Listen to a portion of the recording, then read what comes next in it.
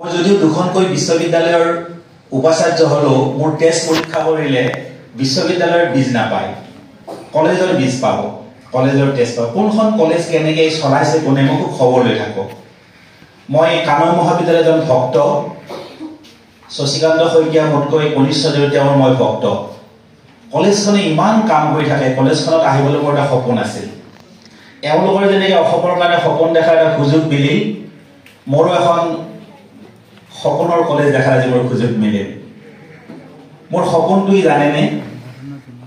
তোমালোকৰ যেনেকৈ সপোন থাকে আমাৰ গাৰ্লছ কমনৰ ছেক্ৰেটাৰী তোমাৰ কি নাম মোৰ ভাৰ্চি লগৰ হ'বৰ নিচিনা আমাৰ সপোন দেখো মই বুঢ়া মানুহ চুলি পকিছে মই আৰু ভাৰ্চি নিচিনা হ'ব নোৱাৰো নহয় ক'তনো আৰু মই তাই নিচিনা চিকচিকীয়া হ'ম এই যে গেটত সোমোৱাৰ পিছত ভাৰ্চিয়ে আমাক আগবঢ়াই দিবলৈ গ'ল অধ্যক্ষৰ নিৰ্দেশত আগবাঢ়ি যোৱাটো গুৰুত্বপূৰ্ণ কথা নহয় যিটো বডি লেংগুৱেজ যিটো হাম্বলনেছ যিটো আন্তৰিকতাৰে ভাৰ্চিয়ে আমাক ফুট পিন্ধালে আদৰণি জনালে this is very very important for a student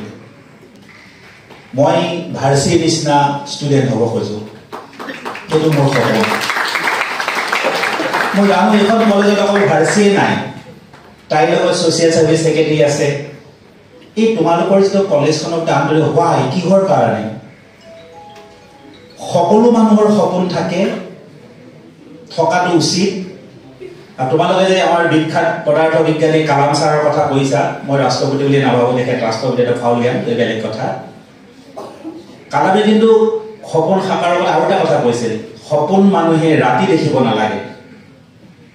ৰাতি দেখিলে চকামকাকৈ ৰজা হ'ব বুলি ৰাতিপুৱা উঠিলে ৰজা বিছা ফাটি যায়